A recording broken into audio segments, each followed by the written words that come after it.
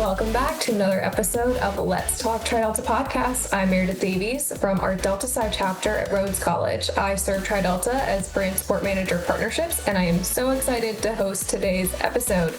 My guest today is Danyelle Addesso from our Gamma Omega chapter at Stockton University. Danyelle is a writer, author, and marketing professional who bridges storytelling, creativity, and resilience. Her debut poetry memoir, All the Things I Never Said, was born from personal journals and transforms private reflection into art that speaks to healing, clarity, and self-discovery. Through her words, she reminds us that what feels broken can become something powerful. She's a lifelong lover of books and language, believes deeply in the power of words to heal, and her book is published under her own imprint, Addesso Press. So cool. We're thrilled to talk about finding your voice, returning to your true self, and building healthy relationships. So please join me in welcoming Danyelle. Danyelle, how are you today? Hi, thank you so much for having me. I'm great. How are you doing? I'm great. We're just so happy to have you today and to learn more about your life and your writing. I'm so excited to get started. So let's start with Tri-Delta.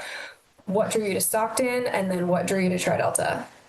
Of course. Well, I rushed Tri-Delta as a sophomore at Stockton University, and I remember, visiting all the different sororities on campus. And when I walked into the Tri-Delta room, it was just like an immediate connection.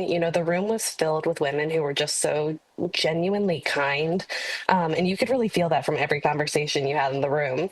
And I remember looking around at some of the sisters, especially some of the older ones, and thinking, like, I want to be them one day. And so conversations were so natural, and I just wanted to embody these values that these women were, embodying, feeling empowered and being kind and genuine, and just surround myself with women like that. So it just immediately felt like home. I love that. I feel like I know so many amazing Tri-Deltas from Stockton. I feel like everyone I meet is so grounded in our values and so genuinely kind. I love them all. And how did you find Stockton? Are you from the New Jersey area? So I grew up in Cape May, New Jersey. So Stockton's like 45 minutes from there. So it had a big draw, and I studied hospitality. So being so close to Atlantic City, it was just a natural choice for college. And Tri Delta was just a bonus that I didn't expect to find, but it absolutely made my college experience. I love it. I'm from New Jersey too. I'm from like Princeton. So Hey! okay, awesome. So looking back on all of that now, how did Tri-Delta help you in your journey and your healing, even if you didn't realize it at the time? Yeah, looking back, it absolutely did. The heart of my book is really about finding myself again after losing sight of who I was. During a really difficult chapter in my life, I forgot the version of myself who walked into that room at Tri Delta and thought, I want to be that girl. And through writing my book, I remembered her. I remembered the foundation that Tri Delta ultimately taught me, which is, feeling empowered and being empowered to be who you are, and leaning on your friends for support, and, having kindness towards your own self. So through writing the book, I found her, and I realized I had friends to support me, and sisters who loved me and who wanted me to become my best self again. That's amazing. I feel like Tri-Delta, we always say Tri-Delta is always there for you, but it is in Yeah. those moments where you really need Tri-Delta that you remember who you are and how rooted in our values you are. And it works in mysterious Yeah, ways. it's definitely something that you can carry with. And if you really, practice, what it is, it's not just friendships, and that's super important, but just the kind of woman that you are, that you want to be, and your own self-worth. So it's important to remember Yes. those things. Yes, I love it. Perhaps it's our value of truth, being true to who you are. There you go. Love it. So you say that writing's always been a part of your life. When did you first realize that words were something you leaned on? So I've always been a writer at heart. When I was little, I used to write short stories, and I've journaled throughout my life. But it was always a way of me to sort of like process what I was doing. I've always loved poetry, and, just how universal poetry can be.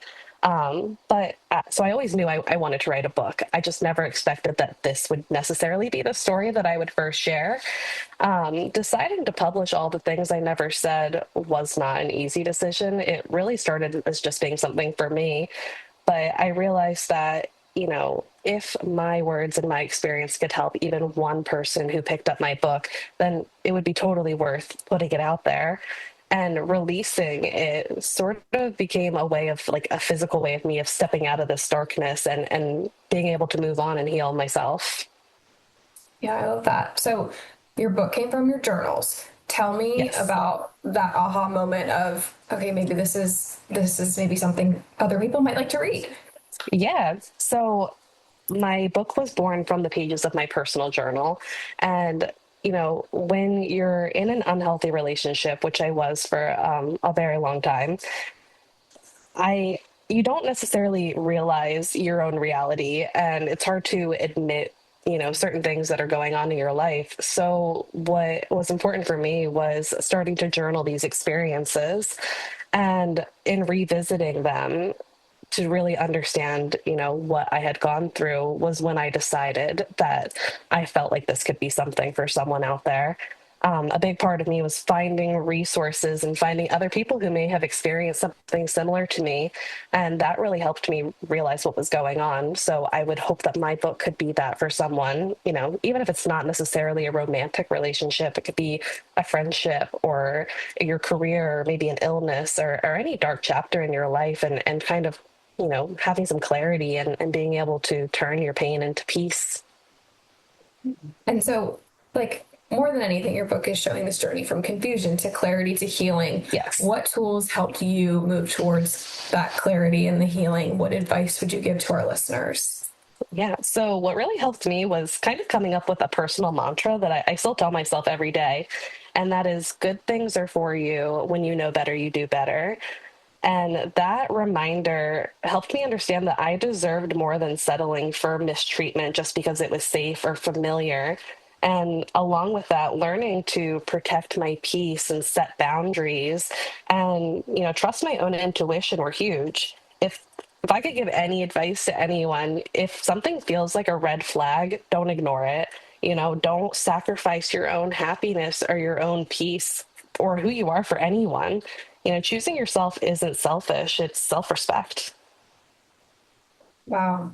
Yeah, I feel like there are so many of our young women out there who have personal mantras or are looking for one and are Yeah. trying to figure out who they are in their 20s, maybe even into their 30s, and having someone in your life that's making that difficult can really stand in your way. So breaking free of that is such a wonderful story that you're telling, helping our Thank you. helping everyone find their peace.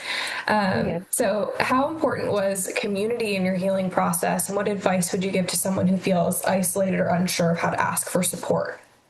Yeah, community was everything for me. And one of my poems really touches on this, and it's called Lighthouse. And it's basically about being lost in the fog. And I like to describe, my experience as it's kind of being in a fog where, I wasn't necessarily admitting or accepting my reality at the time. And through writing these pieces, sort of, letting the fog dissipate.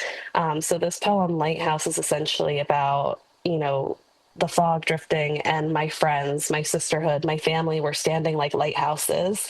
Their light was always there and I couldn't see it through the fog. So it really reminded me, while processing that particular poem, that you're never truly alone. And like I said before, whether you're struggling through, a romantic relationship or a friendship or your career or your health or whatever the difficult chapter might be, you lean on your healthy relationships, lean on your friends, lean on your sisters, lean on anyone because they're standing there for you. They want you to be your best selves, and you're not alone. You can take on the world once you have these healthy relationships, even with yourself. If you love yourself, you can take on the world. What a beautiful message. Yes, we're never really alone. And we always have ourselves. And that sometimes I Yeah. think we forget about. I love that. Who do you hope reads this book? Is it only for people coming out of something difficult relationship? What's the overall message? Yeah, well, my personal experience was through an unhealthy romantic relationship. But the heart of the book is really about finding yourself and finding peace after pain. And I think, it's all poetry. And one of the beautiful things about poetry is how universal it is. My hope would be that anyone could read the book and open it and find something that resonates with them. And whether, it was my intention for the poem, it was my personal experience, it could mean anything to anyone, no matter what season they're in. And that's one of the really beautiful things about all the things I never said. I'm very excited to read this. I love a poetry book. Thank I you. want to talk a little bit about your poetry in general. How did you find this love and passion for this form of art? I feel like we go to school, we all learn how to write poems, and then we all stop, and they were even beautiful when we were kids, and we all just stopped writing poems. So tell me how you became a poet. Yeah, well, like I said, I've always loved poetry. And, all of the famous poets, what you learn in school, they teach you a very specific message. And I think, like I said before, when you're reading something, it really resonates with what you're going through at the time that you're going through it. What the author might have intended by it, you could take it in a completely different way. And I just think that's really beautiful. Even today, I could be experiencing something, or maybe, a friend said a specific phrase and it just inspires me, and I'll write whatever my experience is as poetry. And it's just a really helpful way to turn whatever you're experiencing into something beautiful. And I really love that idea of looking at the world as something that is to be celebrated and so beautiful. Because for a long time, I, wasn't allowed to look at the world, or I wasn't able to look at the world as anything but survival. So being able to just take off those rose colored glasses and look at the world through this new view of happiness has just been everything to me, and something that I hope that anyone is able to take from my story. Every day the little things are worth celebrating. You're allowed to find things that give you peace and find ways that make you happy, and every day is a gift. That's such a wonderful message, and it makes me so happy for you that you've broken out of something that was unhealthy. And I mean, you are just beaming with light. So it's so wonderful to talk to you today about this. This is making my heart so happy. Oh, thank I still have you. more questions about poetry. I want to Yes. know a little bit more about your writing process. What is it like to write a poem? Is it, really organic and that's it, or are you going back, refining? Tell me about your writing and editing Yeah. process. So for all the things I never said, it was a little bit different than, writing as I am now, because I was revisiting these diary entries that either were already in poetry form or were just a classic diary entry. And so for those particular poems, it was understanding, whatever the experience was, and the emotion that I felt behind it, and then rewriting it and re-editing it in a way that was organic to what I had written, but also really embodies the emotion behind it, because that's ultimately what I would want the reader to feel. Especially with all the different phases. So darkness, clarity, and healing is how I broke up my book, All the Things I Never Said. And my hope was to carry the reader through, the darkest points of my unhealthy relationship, clarity, which is my favorite part, because that is where you can see and you can feel that I started realizing these things that were very unhealthy in my life, and starting to lean on friends for support. And then ultimately into healing, where I am where I am today, where I'm just, very happy with what my life. And, I still have, my struggles like anyone does. I'm able to look at my life with just happiness, because I'm just so grateful to have gotten myself out of the situation I was in. So through that, writing was turning my pain into poetry.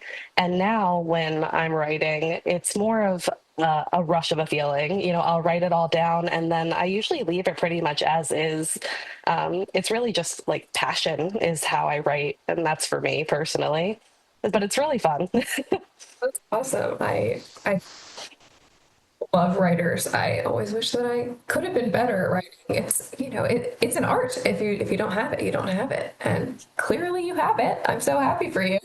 I want to talk about what's next for you. What's on the horizon for you? What's the next chapter? Yeah, well, I just relocated to St. Augustine, Florida, to be closer with my family. So it's been really fun getting to know the area. Getting used to the heat is an experience, to say it's the least. But it's been really fun building a community. My book is now featured in a couple of independent bookstores in town, which has been really fun. And I'm currently writing my next book. That's going to be a new genre. So I'm working on a romantic fantasy right now. And that has been so fun to play with these new characters. I'm obsessed with them. Oh my, I feel like that is so the moment right now. Everyone loves a romantic fantasy book. Yes. My book club will read it. You probably would. We're always looking for fun romance books to read. Yeah. Well, anyone listening can follow me online and follow along. Um, I've been getting involved in like the Bookstagram community, and that has been like so much fun. Book recommendations and behind the scenes of author life. So definitely follow along on the journey as I write the next chapter. Yes, we will. And where can we find all the things I never said? Right now, it is available on Amazon, Kindle Unlimited, Barnes and Noble, and then a few select independent bookstores in Florida, but Amazon and Barnes and Noble for sure. Awesome. This is so wonderful. What a wonderful way to turn pain and a bad relationship into something for you, something that serves you and is serving a community, serving women all over the world, helping them find their clarity, their peace, their healing. I'm just so thrilled that we were able to speak today, and I can't wait to see what's next for you and to start reading all your work. Yeah.